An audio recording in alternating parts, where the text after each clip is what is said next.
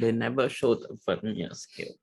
Yes, I know, because when you turn the ratchet head, right, you Yeah. turn one revolution, there it will show a certain reading on the timber. One revolution is how much? I think one revolution of this, right, will cause this to move by 0.5 mm. So one revolution here will move this much. So or you move this whole thing, right, one time, right, one revolution, it will be 0.5 mm. So then they say then for complete revolution, that's why this one will times 4. So what they test here is whether you know that one revolution is equate to 0.5 mm. Okay, so one revolution on the ratchet head is one revolution on the timber, which is the spindle will move 0.5 mm away. So time taken for a pendulum to swing 10 oscillation is 20 seconds. What is the time taken for the pendulum to swing from rest position to X to the maximum displacement position at Y? So pendulum swings this way and then it will swing here. So it goes this way, 2,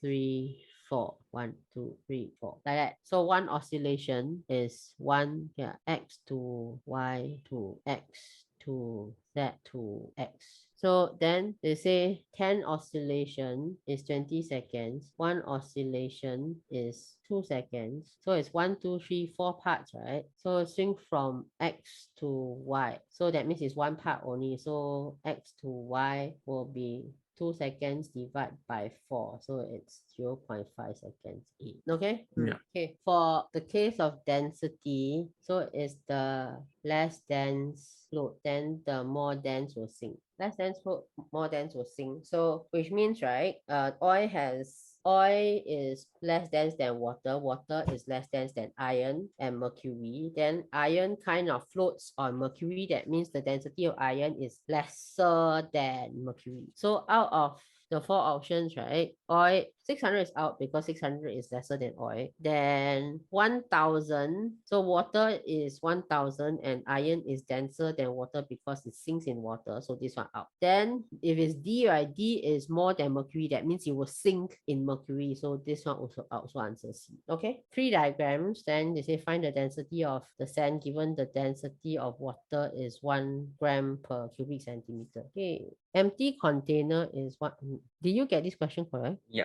How do you get the answer? Density is mass over volume. I mean, I look at your working. Density is mass over volume. So mass is 250 gram divided by 200. Where you get that from? The containing sand, then the containing Where water. did the water? Where did the 200 come from? The water. Why 200? So I explore this. Density is mass over volume. So I compare number one and number two. Okay, one, two, and three. So I compare three with 1. Then the difference is 100. Mass of water is 100 grams. Mass of water 100 grams. So then density is 1. Then mass is 100 gram. That means the volume is only 100 grams. So the volume of the container is 100. Then from here, you know that so from 2, from part 2, you know that the mass of sand is 150 grams.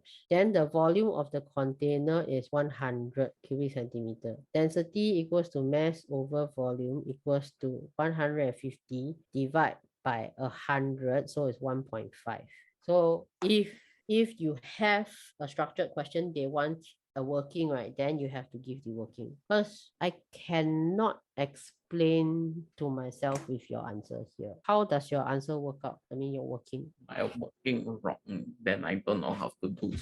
Then you So I anyhow just 1, 2, 3. yeah. Okay, that's the working. Please look at it and see if you need me to explain anything else from there. I Yeah, do my working, then my answer here doesn't match any of the answers here. Yeah, then you look at my working, okay with that? Yeah. A distance time graph of a car is shown here. What is the distance traveled by the car at t equals to 4? 1, 2, 3, 4. 1, 2, 3, 4, 5. Answer 2. Okay, no issue here. This one you're working, your answer match your working.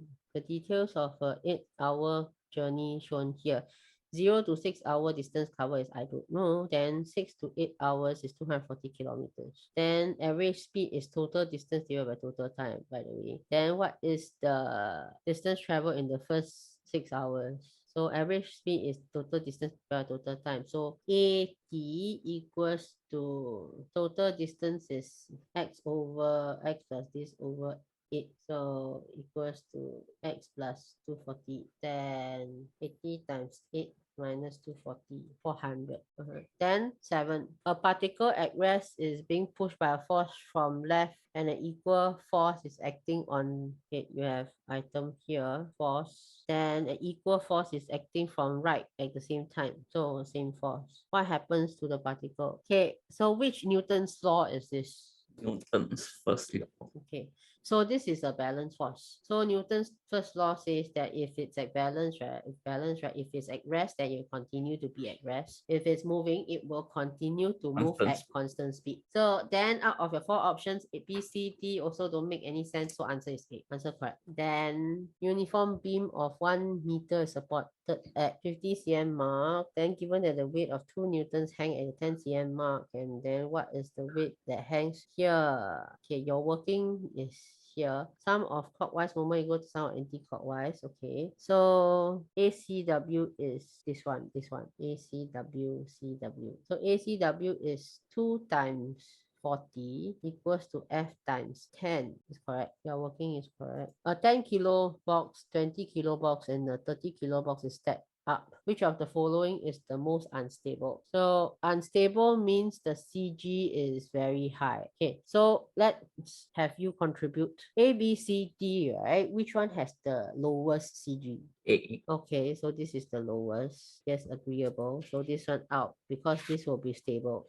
Then this one is also quite stable because the total bottom weight add up to 40.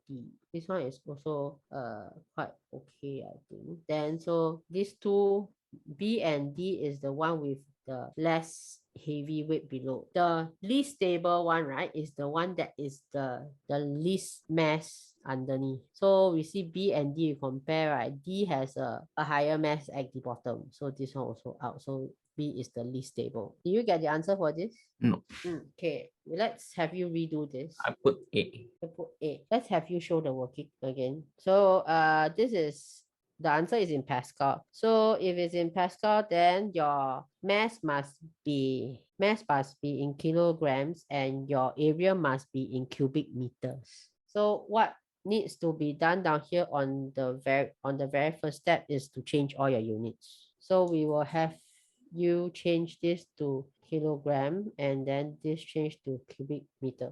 mg is to what power? M is the prefix is mega, so it's 10 to the power of 6 grams. Then you divide by 1,000, so become kilogram. So yeah, 2,500 divided by 100 divided by 100 divided by 100. Then after that, so you have pressure is this one. So force is weight. So what is the weight of the elephant? 5,000. 670. Answer D. 11. Which of the following situations have no work done? So work is force times distance in the direction of the force. So which means work is done when the force applied, right? And the object moves in the direction of the force. If the object doesn't move. So yeah, so the C, right, the object is the wall, or the force is applied on the wall and the object doesn't move. The wall doesn't move. Yeah, the object of the wall doesn't move. Then a boy falls from a tree due to gravity. It is because gravity is pulling it down, and the boy is falling down, so in the same direction. So the boy dragged his back along the floor, then because it's dragging it in a certain direction and the back moves together with him, so A, there's work done. Then D, the saw moves. So answer C. Substances in gases have no fixed shape and size because of some reason. So this is a textbook question. No fixed shape and no fixed size. Okay. Intermolecular forces between the molecules is very weak compared to its kinetic energy. What does that imply? I have no idea what is implied. So just keep it first. So it's either we pick the best answer or we go through elimination. Okay, pick the correct answer or go through the elimination process. They have bigger volumes. Having bigger D, right? Having bigger volume does not affect whether it has fixed shape or size. So I would take this one out. Then C, they are less dense than when they are in solid or liquid state. Density does not affect the shape and size. Then we are left with A and B. The space wider in gas than in solid or liquid. yeah. So when the space is wider, you can apply a force and you can squeeze it, then the shape will change and the size will change. That's why you take B. A, they talk about intermolecular forces of attraction very rich compared to its kinetic energy. It is most likely more possible for questions where they ask for why is something in gaseous state and not in liquid state. So A explain the physical state, not the shape and the size. Question 13. Why is aluminium a better electrical conductor than wood? Because it has free electrons. A doesn't work out. Density is not related to electrical conductivity. Then B, mass is not related to electrical conductivity too. Then C, aluminium has shiny surface and wood is dark and rough. Appearance doesn't relate to electrical conductivity. So A, B, C all out. Then D, right, is the standard answer, I mean the textbook answer, why metals have better electrical conductivity than insulators or non-metals. Because aluminium or metals have free electrons. So the free electrons can carry charge, so then it's an electrical conductor. Okay? Yeah. Matchstick X will start burning at a much further distance from the flame as compared to matchstick Y. Okay, so if it's placed on top of the Bunsen burner, right, you are testing for convection. If you place the matchstick above the fire, you are testing for convection because the heat will heat up the gases on top of it and then set up a convection current on top. But now the question is that X will start burning fast, like a further distance when compared to Y. So it may be related to convection. Then for a matchstick that is placed at Y, the heat transfer is mostly only radiation, but not convection. Then the X, right? X has radiation and convection. Radiation goes all direction. So is there heat transfer via conduction over here? No. Because nothing in contact. Okay, so we look at the options. A, heat conducts upward faster than sideways. Seems possible, but then heat conduction is the same in all directions. It's just that if it's upwards, there is another convection process. So A seems okay, but not the best. Then B, heat radiates upwards faster than sideways. I think the radiation rate is the same, so B out. Then C, matchstick X receives both heat from convection and conduction, whereas matchstick Y receives heat only from radiation. Is this statement correct? X got no conduction, so C also out. Then D, right? X receives convection and radiation, then Y receives only radiation. So C and D, which one is better? D. So we got that one. This one is a textbook question. Descending order of wavelength. This one check the textbook, should give you UT. 16. Which of the following uses radio waves? Okay.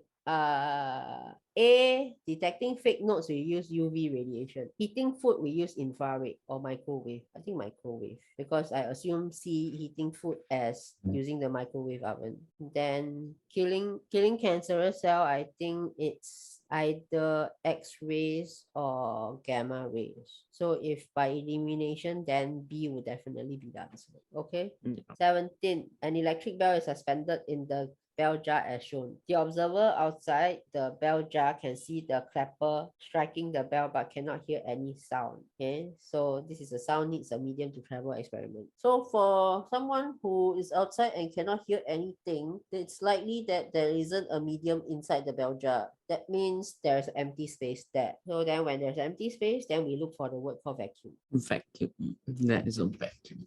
Yes. There's a vacuum, so you have nothing inside the bell jar. So no medium. No medium means sound cannot travel. 18. What does 5 ampere refer to? So we look at the formula for current. So current is charge over time. So is charge flowing a point in 1 second? Answer B. 5 amperes means 5 charge. 19. Can you give me the working for 19? A 2-meter long wire with cross-section this has a resistance of this. What is the resistance of the same type of wire which is 4-meter long and her cross-section? Okay. What if this is a structured question? How would you present your answer? Since the wire is 2 meters longer, then the resistance is 2 times more. But then the cross-sectional area is different. Then since the cross-sectional area is 2 times wider, means it's 2 times less. So what you do is you take 16 times 2 because of the length factor is twice the resistance. So 16 times 2, 32. Then after that, the cross-sectional area is double. Then the factor the wire, then the resistance will reduce. So if it's half the cross-sectional area, then it's twice the cross-sectional area. That means the resistance will be half. Then you take the 32 divide by 2 again because of the area. Then you get back 16. Like that. So how are you going to write that in the test if it's not an MCQ question? Since the length of the wire is doubled, the resistance is also doubled. So first thing first, you pull out this formula if it's a structured question. Okay. Then, so you say resistance is directly proportional to length and inversely proportional to area. So when length is times 2, right, the resistance will times 2. When area is times 2, right, so resistance will be by 2. So you say when length is 2 times blah blah blah blah blah, right? So the resistance will be doubled. When the cross-sectional area is doubled, then the resistance will be half. Okay, therefore, so the resistance will be 16 times 2, then divide by 2 is still 16 ohms. Okay, if they ask for working. In the circuit below, what will happen to the reading on the voltmeter and the ammeter if the variable resistance is increased? So you see that the voltmeter is attached to the fixed resistor. So then you know that this is V1 and then this is V2. So you know the EMF is V1 plus V2. Then the current is here. Then V equals to IR. So if the total voltage across these two, right, is V, that means it's constant. Then current and resistor will be equal to V. So what happens is then you examine R1 and R2. When R1 increase, that means, and R2 remains the same, that means the R value increase. So when the R value increase and this remains the same, so current must drop. So the ammeter reading must decrease. So I take out this, take out this. So you're left with A and C. Then you know V equals to IR again. We examine R1 and R2. We examine here and here. The voltmeter reading here, right, is a current times the resistance. The reading on the voltmeter is dependent on the resistor. The one with the higher resistance will take up a majority of the potential difference. So then, right, because R1 increase and R2 remains the same, that means the proportion of R2 taking up the whole potential is lower. Then the voltmeter reading will drop. Does it make sense or do I have to put in numbers? Makes sense. Okay, for this, so answer A. Question 2 is like this. You have an experiment, then it wants to determine the speed of sound. Okay, you fire a gun and then the observer is 900 meters away. Then the interval is between seeing the gun, the flash of the gun and hearing of the shot. So the duration on the stopwatch is 2.5 seconds. Okay, so then our question is you need to explain how sound travels from the gun to the observer. So what you had was the guy with the gun and then the guy with the stopwatch. Then the sound goes this way. Yeah, no, sound goes the other way. Sound is this way. Okay, then the gun makes a sound and then some smoke. The stopwatch guy saw the smoke and then he start the stopwatch and then stop the stopwatch when he hears the gun. That's what's going on. Then they say explain how the sound travel from the gun to the observer, which is the stopwatch guy. They say explain. So if it's an explain question, they would expect an answer that is in more detail. So giving them a simple line like this probably will not give you anywhere, like will not give you any mark. So they want you to explain. So you pretend that you are explaining it to a person or the marker who knows nothing about this. This is what you're supposed to do. So when it becomes, okay, when you write sound is transferred by vibrating particles in the air,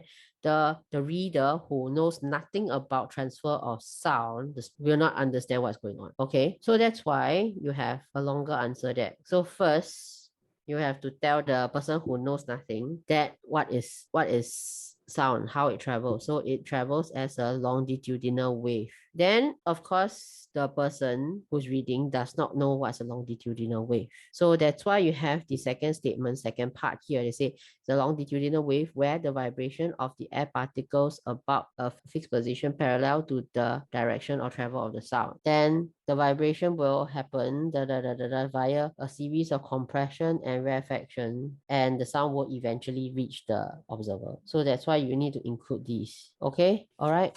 Yeah. Calculate the speed of sound. Then the third part, they say what assumption did we make about the time taken for the light ray to reach the observer? Then you say we assume that the observer saw the light instantly.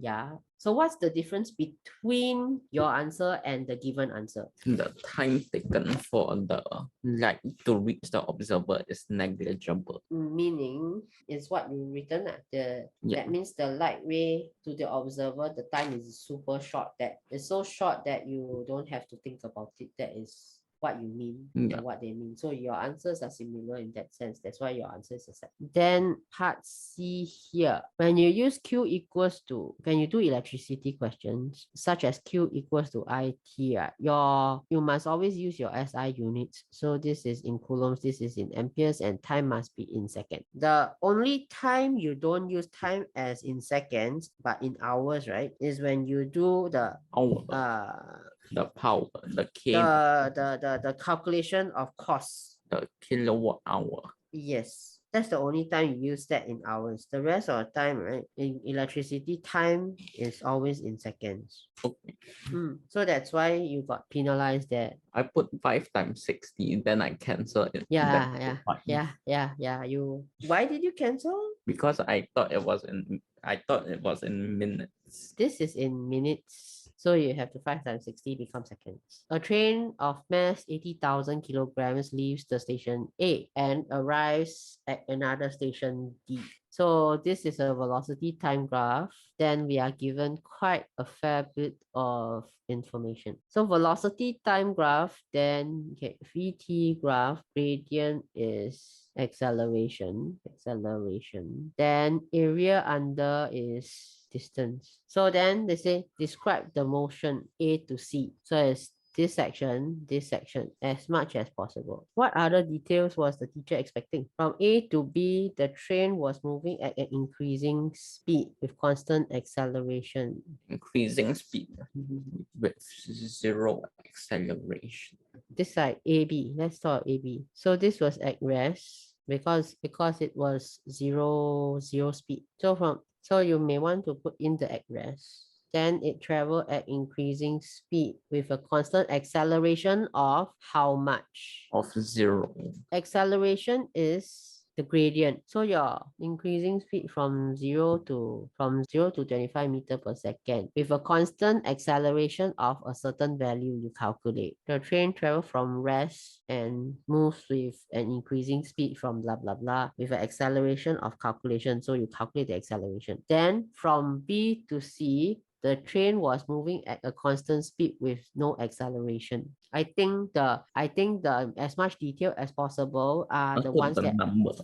Yes, must put the number. So you will calculate the acceleration and then throw the number in. With a constant acceleration of 2,500. 2,500 meters per second. So what was this value? Can't really see. 25. So acceleration is v minus u over t. So v is 25, u is 0 over 200. 0.125. So slow per second squared. So your constant acceleration of 0.125 meter per second squared. I think it's like this. Because they say as much detail as possible, that means they want you to relate to the question and take out as much info as possible from the graph. So your statements have been made and they are very clear. And they only award you with 1 mark. That means they want the figures. Because there's no other way, any more detail you can give them other than the figures. So you are clearly missing out on the figures here. Okay? Yeah. Okay. Calculate the resultant force. Wow, you lose marks for nothing. I put 80,000 first, then I cancel it. I put 80,000 first, then I cancel it, then put 80. Yeah, you never see my face. 2 marks for nothing. Explain how the size of the resultant force acting on the train during this deceleration compared to your answer in C. So you have to find the deceleration first. So they ask you to compare the resultant force here and the resultant force here. Compare. Let's take the numbers from here. So the resultant force is 8123 times 0.125, 10,000. So this part, the resultant force is, okay, let me just fill up the details here. We probably need the graph. 10,000. Okay, so the resultant force is 10,000. Then they say explain how the size of the resultant force act on the train during the deceleration compared to the part 3, the part C. So you're supposed to compare these two. How would you compare it? Because your answer was just one statement again. Would you be able to calculate the resultant force for CD? A bit of extra work. Would you be able to find that? 0 minus 25 over 100. 0. So the acceleration is 0 minus 25 over 100. So it was negative 0.25 meter per second squared. So they want you to compare. Okay, let's look at the question again. So you're supposed to compare, explain how the size of the resultant acting on the train during the deceleration compared to your answer in part C. Okay. The resultant force is smaller than the... So you have to find the resultant force here, 80,000 times 0.25. Negative 0.25. Yeah, negative just indicate the direction. Negative 20,000. So you see that the deceleration for CD is higher than, okay, the rate of decrease at CD is higher than the rate of increase at AB. Rate of increase of speed, the velocity. So then because your resultant force is the mass times the rate of increase or decrease of velocity, then that means the rate of decrease down here, the force, right? The resultant force at CD is higher than that of the resultant force at AB, but it's in the opposite direction. This is what's going on. So if you see your answer here, they say the size of the force is the same, we smack you out. So when you have this kind of question, if you can't explain, right, you can't write, right, you at least go and calculate the acceleration and the resultant force, and that would at least show something. Maybe you will get a bit of points, or you, from the calculation, you will get a clue of how to write your answer. So at least when you calculate, you won't make this first statement anymore, because you will find that the force is different. So then it says since the rate of decreasing speed, the rate of decrease of speed is greater than the rate of increasing of speed. So then since the rate of decrease in speed is greater than the rate of increase in speed, so the resultant force during its deceleration is higher than the experience in, I think like that. You never finish, right? You never copy finish. Yeah. The resultant force during the deceleration is higher than that. Then you can also say it is in the opposite direction, because they said that, but they only ask for size lah. So this line may not be necessary. 5. So you have the amplitude, then period of the wave cannot find. The rest are wrong. Okay, we have this. The amplitude is correct. So this is a displacement time graph.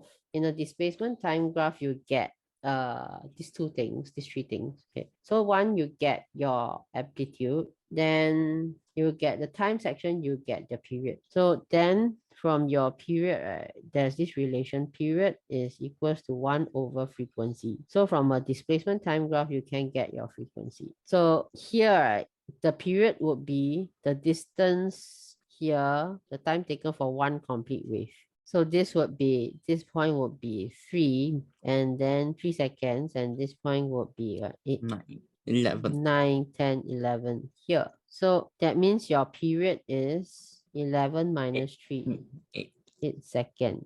Okay, so that's how you get 8 seconds here. Then frequency will be based on this formula here. So frequency equals to 1 over time, the period. So it's 1 over 8. So it's 0.125 units hertz. Then part D, given speed is 10 meters per second. Then you have your formula from part C that you wrote down. So V equals to frequency times wavelength. So you know speed is 10 and frequency is you know is 0.125 hertz times wavelength. So wavelength would be just 10 divided by 0.125. So it's 80 meters like that. Okay? Yeah. Then transverse wave definition is correct. Wow, what is F? So you are supposed to draw a particle moving with the same amount of energy with half the frequency. Same amount of energy means is amplitude is the same. Half the frequency, that means the wavelength would be longer, twice the value. Same amount of energy, half the frequency. So back to this. So you draw something with same amount of energy. So the top and bottom should reach this line. Half the frequency, the period will be twice. So just now was 8 seconds, right? Then now the period will be 16 seconds. So times 2. So here, right, this point starts from here. This one will times 2. So it become here. So it will be here. Then this section, which is 4 here, right, will become 8. So 1, 2, 3, 4, 5, 6, 7, 8. So it'll be about here. 1, 2, 3, 1, 2, 3, 4. So become like that. Then another 4, 1, 2, 3. So it'll be like that. The graph will be the pink one. So what you do is you, because of the frequency is half, so the period times 2. So every point of intersection, right, become times 2. So if it's 4, then here at 4, then it become 8. Then when it's 6, then it become, when it's 3, then it becomes 6. So you shift everything times 2, the axis. Okay, can I? Yeah. 6 is the one that you did not do. We will let you write. A hot water tank is being designed by a company. They are making a decision on where to place an electric heater, position 1 or position 2. They are wrapping it with foam and also deciding on what color to paint the exterior of the heater, whether to have it dull black or a shiny smooth surface. Part 1, explain if position 1 or 2 is a better position to place the heater. Yeah, explain. So imagine that the reader does not know the subject matter well. Write an answer as best as you can to educate and convince the reader. You will write first, then we will continue. Position 2.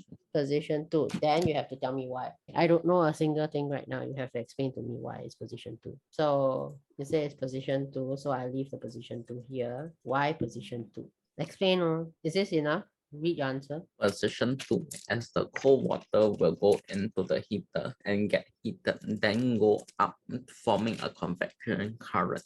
Okay, you do. Okay, so let's continue. Okay, read this and then, okay, what if you do not know what is convection current? And how does this convection current heat up all the water in the water tank? Because hot water rises, cold water sinks. Then a convection current will be formed there. Then what happened after that? Any more things to add? Imagine me, the reader, as an absolute retard, don't know physics and don't know heat transfer.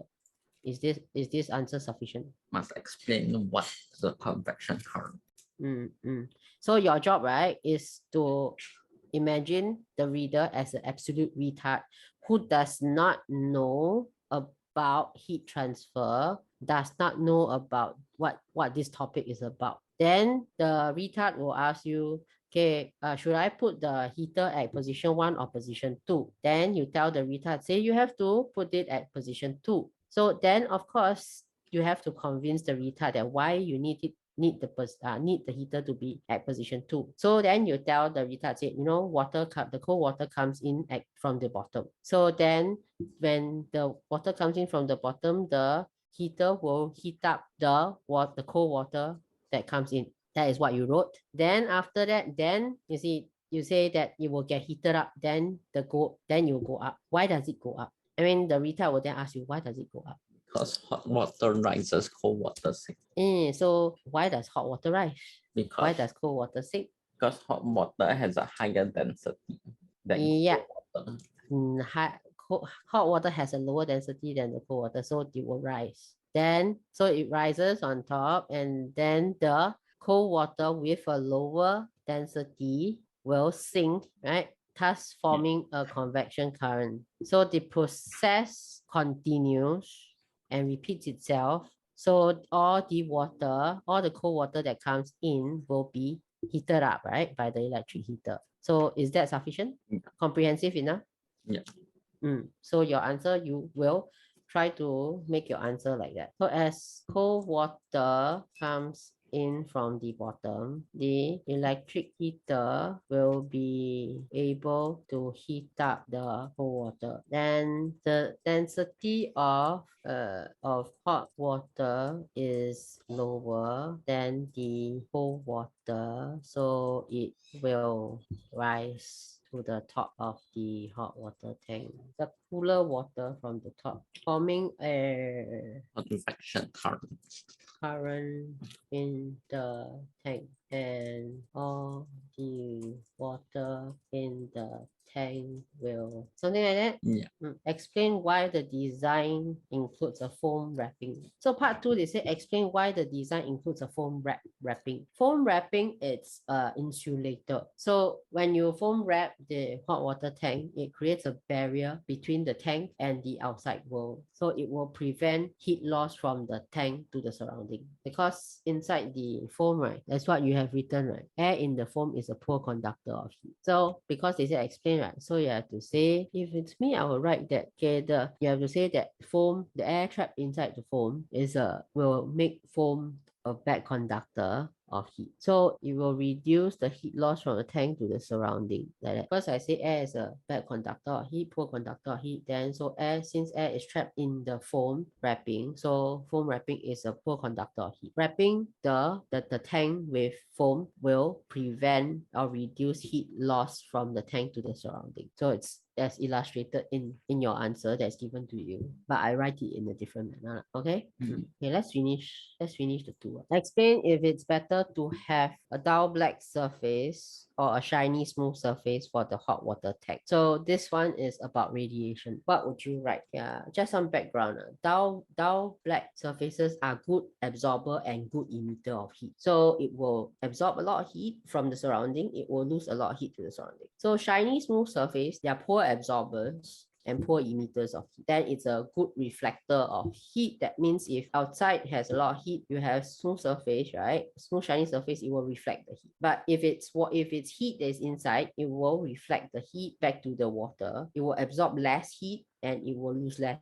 heat to the surrounding. So that is for part 3. So how are you going to write it? Explain why is it better to have the shiny surface than the dark black surface? It is a good reflector of heat, as it will reflect heat of the surrounding. Yeah, but they ask you in comparison to the dull black surface. You see, the dull black surface will emit heat from inside the tank to outside the tank. So we have to write in perspective of the shiny smooth surface. Yeah, you got that part there.